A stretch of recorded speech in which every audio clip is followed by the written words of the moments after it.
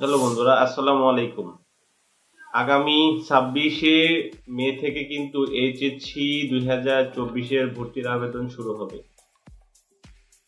HSC 2024-এ আপনি কিভাবে ভর্তির আবেদন করবেন, এখানে কারা কারা এই আবেদন করার যোগ্যতা রাখে, আপনি কিভাবে গ্রুপ নির্বাচন করবেন, আপনি কতটি কলেজ আপনি চয়েস দিতে পারবেন, তারপরে হচ্ছে আপনার এখানে কত টাকা লাগবে এবং কত তারিখে আপনার হচ্ছে যে প্রথম যে সিলেকশনটা এটা আপনার হচ্ছে ফলাফল দিবে, দ্বিতীয় সিলেকশন কবে দিবে, এই সমস্ত প্রসেস নিয়ে আজকে আমরা আলোচনা করব। তো বন্ধুরা, আমরা এই ভিডিওর শুরুতে জেনে নিব কারা হচ্ছে 2024 এইচএসসি তে আবেদন করতে পারবে। আপনি যদি 2022, 2023 এবং 2024-এ এসএসসি পাস করেন তাহলে কিন্তু আপনি 2024 এইচএসসি তে ভর্তির আবেদন করতে পারবেন। তবে আপনি যদি উন্মুক্ত বিশ্ববিদ্যালয় থেকে পাশ করে থাকেন সেক্ষেত্রে আপনার যদি এসএসসি পাশে সালটা যদি আরো আগের হয় সেক্ষেত্রে আপনি কিন্তু বোর্ডে ম্যানুয়ালি আবেদন করার মাধ্যমে আপনি কিন্তু এইচএসসি তে ভর্তির সুযোগটা নিতে পারবেন। সেক্ষেত্রে কিন্তু আপনি আপনার হচ্ছে যে অনলাইনে আবেদন করতে পারবেন না, আপনাকে কিন্তু সরাসরি বোর্ডের সাথে গিয়ে যোগাযোগ করতে হবে। আমরা এ পর্যায়ে জেনে নিব আপনি কিভাবে গ্রুপ নির্বাচন করবেন। আপনি যদি সাধারণ শিক্ষা বোর্ড থেকে যদি আপনি বিজ্ঞান বিভাগ থেকে পাশ করে থাকেন তাহলে সাধারণ শিক্ষা বোর্ডের আপনার জন্য বিজ্ঞান সহ মানবিক এবং ব্যবসায়ী শিক্ষা আপনি এখান থেকে পছন্দ করতে বা আপনি এখানে যেতে পারবেন। আপনি যদি সাধারণ শিক্ষা বোর্ডের মানবিক থেকে পাশ করে থাকেন তাহলে আপনার ওই মানবিক বিভাগ সহ আপনার ব্যবসায়ী শিক্ষাতে আপনি যেতে পারবেন। আপনি যদি সাধারণ শিক্ষা বোর্ডের ব্যবসায়ী শিক্ষা থেকে পাশ করে থাকেন তাহলে ব্যবসায়ী শিক্ষা সহ আপনার যে মানবিক শাখাটা আছে আপনি কিন্তু ওইখানে যেতে পারবেন। আপনি যদি মাদ্রাসা বোর্ড থেকে আপনি বিজ্ঞান বিভাগ থেকে পাশ করে থাকেন তাহলে বিজ্ঞান বিভাগ সহ অন্যান্য বিভাগে আপনি কিন্তু যেতে পারবেন।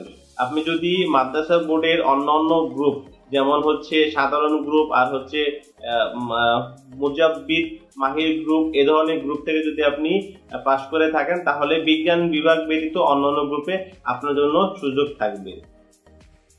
আর আপনি যদি ভোকেশনাল অথবা দাখিল ভোকেশনাল থেকে যদি পাশ করে থাকেন তাহলে আপনি সাধারণ শিক্ষা বোর্ডের বিজ্ঞান বিভাগ সহ অন্যান্য বিভাগেও আপনি এখানে ভর্তি হতে পারবেন।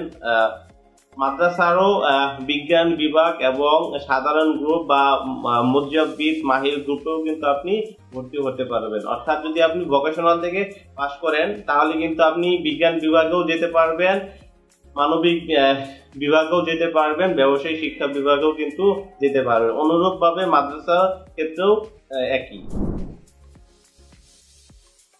এই আবেদন করার জন্য আপনাদেরকে একটা অ্যাকাউন্ট ওপেন করতে হবে। ইডিইউ আইডির জন্য আবেদন করতে হবে। আপনাকে একটা ওয়েবসাইটে যেতে হবে বাংলাদেশ সরকারের। এই যে ওয়েবসাইটের ঠিকানা হচ্ছে www.xiclassadmission.gov.bd।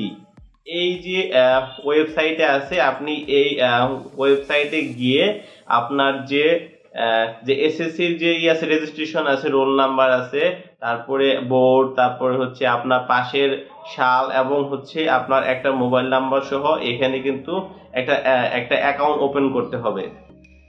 এই যে অ্যাকাউন্ট ওপেন করার পরে আপনাকে একটা ইডিইউ আইডি দিবে। এই আইডি দিয়ে কিন্তু এই যে ওয়েবসাইটে আপনি লগ ইন করে আপনি কিন্তু এখান থেকে কলেজের কোন কোন কলেজে আপনি চুজ করবেন, কোন কোন কলেজটাকে আপনি পছন্দ করবেন, কোন কোন বিভাগে পছন্দ করবেন, সমস্ত কিন্তু এই যে অনলাইনের মাধ্যমে কিন্তু আপনাকে আবেদন করতে হবে। অর্থাৎ আপনাকে সবসময়ই XI অর্থাৎ 11classadmission.gov.bd এই যে ওয়েবসাইট আছে এটার মাধ্যমে কিন্তু আপনাকে আবেদন করতে হবে। অ্যাকাউন্টটা ওপেন হয়ে যাওয়ার পরে আপনি 26 তারিখ থেকে 11 জুনের মধ্যে আপনাকে কিন্তু আবেদন করতে হবে এইচএসসি তে বিভিন্ন কলেজের জন্য। এখানে আপনাকে কিন্তু চয়েস দিতে হবে। এখন হচ্ছে আমরা জানবো যে কতগুলা কলেজ আপনি চয়েস দিতে পারবেন। আপনি সর্বনিম্ন 5টা এবং সর্বোচ্চ 10টা কলেজ আপনি চয়েস দিতে পারবেন এবং হচ্ছে যে আবেদন করতে পারবেন। এখন আবেদন ফি কত টাকা? আপনাকে হচ্ছে 150 টাকা দিয়ে আবেদন করতে হবে। তারপরে হচ্ছে আপনি কিন্তু সর্বোচ্চ 10টার বেশি কলেজ দিতে পারবেন না।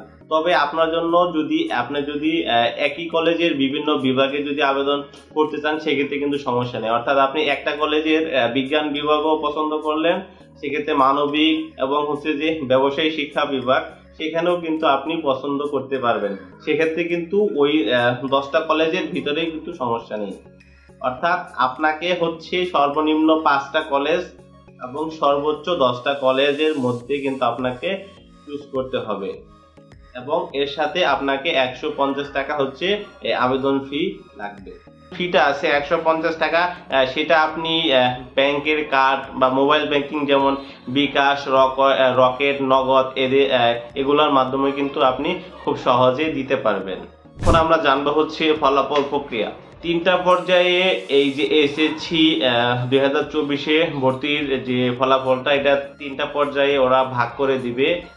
একজন শিক্ষার্থী তার মেধা এবং কলেজের পছন্দ ক্রম অনুযায়ী কিন্তু যে কোনো একটা কলেজের জন্য নির্বাচিত হবে। আপনি যখন হচ্ছে একটা কলেজের জন্য নির্বাচিত হয়ে যাবেন, সেক্ষেত্রে আপনাকে বোর্ডের রেজিস্ট্রেশন ফি ও অন্যান্য ফি বাবদ 335 টাকা কিন্তু অনলাইনে জমা দিয়ে আপনাকে কিন্তু আপনার ভর্তিটা কনফার্ম করতে হবে। আপনি যদি 335 টাকা কিন্তু যদি জমা না দেন তাহলে কিন্তু আপনার এই ভর্তিটা কিন্তু কনফার্ম হবে না। সো হচ্ছে আপনি যখন সিলেক্ট হয়ে যাবেন যে কোনো একটা কলেজে, আপনার যদি পছন্দ হয় তাহলে ওই আপনি অনলাইনে 335 টাকা জমা দিয়ে আপনার ভর্তিটা কিন্তু কনফার্ম করে নেবেন। আচ্ছা, এখন আমরা জানবো হচ্ছে মাইগ্রেশন প্রসেস। ধরেন আপনি যে কলেজের পছন্দক্রম দিয়েছেন সেখান থেকে আপনার যে 1 নাম্বার যে কলেজটা ছিল আপনি ওইটা পেয়েছেন, সেক্ষেত্রে কিন্তু আপনার জন্য কোনো মাইগ্রেশনের সুযোগ নাই। অর্থাৎ আপনি 1 নাম্বার যে কলেজটা দিয়েছেন ওইটা কিন্তু আপনি পেয়ে গেছেন, অর্থাৎ আপনার জন্য মাইগ্রেশন প্রযোজ্য নয়।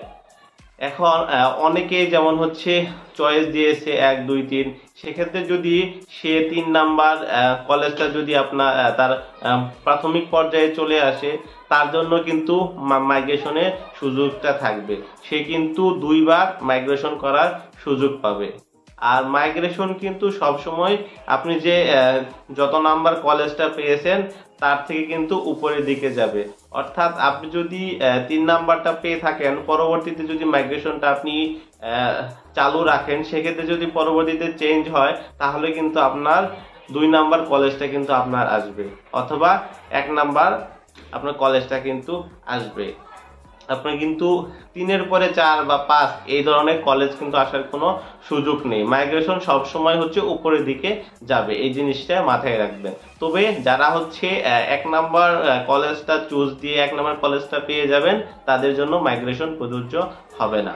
অ্যাকাউন্ট কিভাবে করবেন, ইডিইউ আইডি আপনি কিভাবে পারবেন, এই বিষয়টা আমি দেখাবো। এখন হচ্ছে বাংলাদেশ শিক্ষা বোর্ডের যে সার্ভার থেকে আমরা আবেদন করব, এই সার্ভারটা এখনো চালু হয় নাই। সো আমরা হচ্ছে এটা দেখাতে পারছি না। সো যখন এটা 26 তারিখ থেকে চালু হয়ে যাবে তখন থেকে কিন্তু এটা ওপেন হয়ে যাবে। সো আমরা পরবর্তী ভিডিওর মাধ্যমে কিন্তু আপনাদেরকে জানিয়ে দেব আপনি কিভাবে একদম সঠিক ভাবে আপনি কিভাবে অ্যাকাউন্ট ওপেন করবেন এবং আপনার ইডিইউ আইডিটা পাবেন।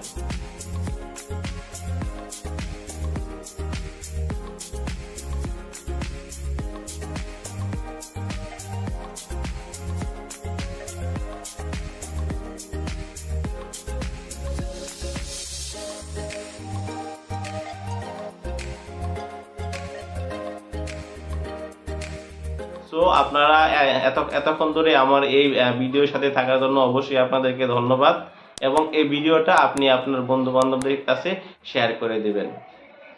সো আজকের মতো এখান থেকেই বিদায় নিচ্ছি। আমি আল আমিন।